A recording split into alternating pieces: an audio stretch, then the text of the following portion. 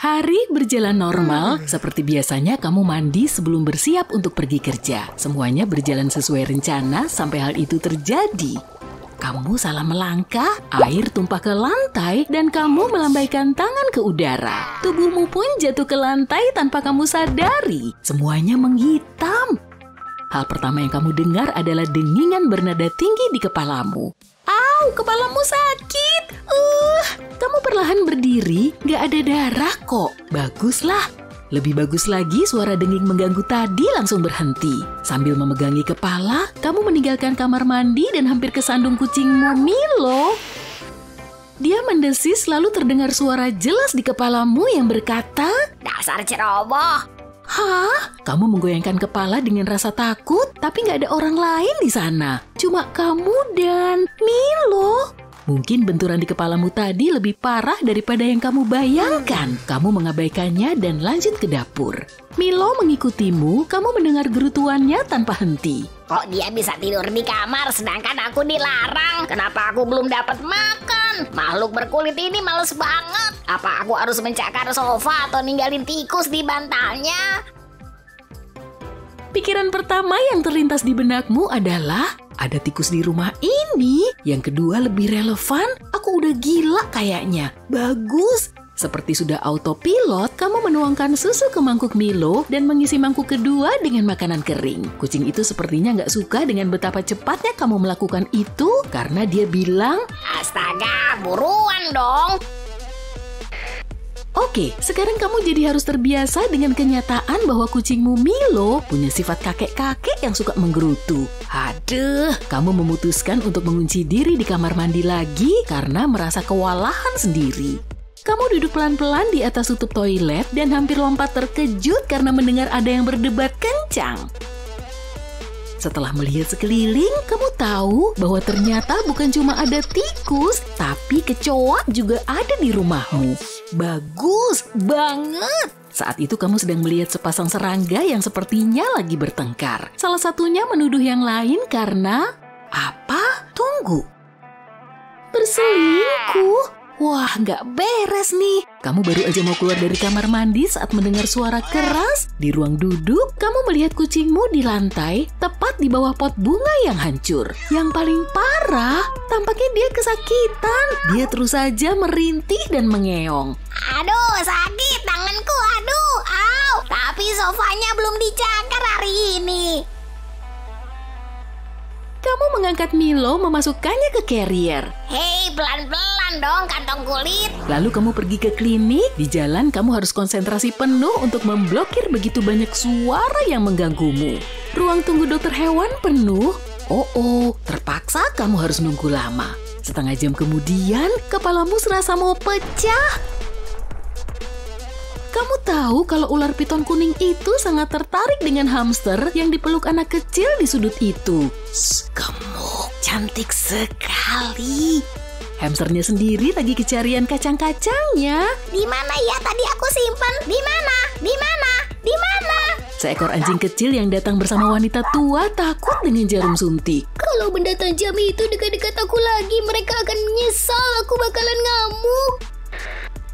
Akhirnya giliranmu tiba. Dokter hewan mengundangmu masuk ke ruangannya. Kamu memungkuk untuk mengangkat Milo saat seorang pria yang bertampang putus asa bergegas ke ruangan itu. Anjing kecilku, dia kenapa? Dokter melihatmu dengan pandangan minta maaf, tapi kamu fokus ke anak anjing itu. Dia tampak lemah, tapi kamu bisa memahami kata-katanya. Coklat enak. Saat kamu mengatakan ke dokter hewan dan pemilik yang khawatir itu bahwa si anjing kecil memakan coklat yang merupakan racun untuk anjing, mereka melihatmu dengan tidak percaya dan masuk ke ruangan dokter. Beberapa waktu kemudian, pria itu keluar memegang anjing yang sudah terlihat lebih baik. Saat mereka pergi, dokter hewan melihatmu. Kok kamu tahu anjing itu makan coklat? Waduh, ini dia. Kamu memutuskan kalau jujur adalah strategi terbaik dan mengatakan bahwa kamu bisa memahami bahasa hewan. Tentu saja dia nggak percaya. Kamu harus berusaha keras untuk meyakinkannya. Tapi dengan bantuan dua anjing lain, Milo dan Tupai yang sudah tua, kamu berhasil. Begitu sampai di rumah, kepalamu serasa berputar-putar dan kamu lapar. Yang ada di pikiranmu cuma telur dan daging goreng. Yum! Tunggu, daging goreng? Tapi itu... dan akhirnya mulai hari ini kamu menjadi vegan. Nah, begitulah awal mulanya. Kamu nggak tahu bagaimana kejadiannya, tapi kamu jadi terkenal dalam semalam. Keesokan paginya suara keras membangunkanmu, tapi suaranya bukan seperti hewan yang berbicara denganmu. Kamu melongok keluar jendela dan melihat kerumunan orang berkumpul di sekitar rumahmu. Sebagiannya reporter, tapi kebanyakan adalah pemilik hewan peliharaan yang datang untuk meminta bantuanmu. Milo jelas gak senang. Sembari menggerutu tanpa henti dan marah-marah, dia menggigit kakimu dan kabur ke bawah tangga. Kamu pun keluar untuk bicara dengan orang-orang dan menjawab pertanyaan reporter. Malam harinya kamu lelah tapi juga senang. Kamu sudah menyelamatkan beberapa hewan hari ini. Semuanya punya masalah kesehatan dan masalah mental serius yang tidak diketahui pemiliknya. Saat berbaring di kasur di tengah kegelapan, kamu memikirkan bagaimana kamu bisa memanfaatkan kemampuanmu ini. Maka, kamu pun membuat rencana. Tak lama kamu menjadi spesialis perawatan hewan paling terkenal di dunia. Kamu mendengar hewan-hewan membicarakan masalahnya, memberi saran untuk depresi mereka, dan membantu mereka mengatasi kesalahpahaman dengan pemiliknya. Banyak acara TV mengundangmu untuk interview, channel YouTube-mu juga makin berkembang. Orang-orang di jalan mengenalimu dan meminta foto bareng. Kamu berkeliling dunia, membantu spesies yang terancam punah dan memberikan kuliah-kuliah. Kamu membuka klinik hewan di seluruh dunia dan mengundang profesional terbaik untuk bekerja di sana. Kamu gak pernah merasa kesepian, selalu ada yang bisa diajak bicara atau didengarkan, setidaknya burung-burung saat kamu berjalan di taman, atau ikan-ikan saat kamu sesekali bersantai di pantai. Di saat yang sama, kamu sadar betapa banyak hewan yang meminta bantuan, tapi gak ada yang bisa mendengar mereka. Kamu memutuskan untuk menjadi pembicara hewan-hewan itu. Ternyata kini kamu terkenal bukan cuma di kalangan manusia, tapi juga di dunia hewan. Mereka merasa bersyukur dan sebagai gantinya mereka mulai memberitahumu tentang bencana alam yang akan terjadi di dunia ini. Kamu tahu bahwa hewan bisa memprediksi gempa bumi atau letusan gunung berapi? Dan kalau sebelumnya orang harus berusaha keras menyadari perilaku tidak biasa pada spesies tertentu, sekarang hewan-hewan ini langsung memberitahumu informasi tentang apa yang akan terjadi dan di mana lokasinya.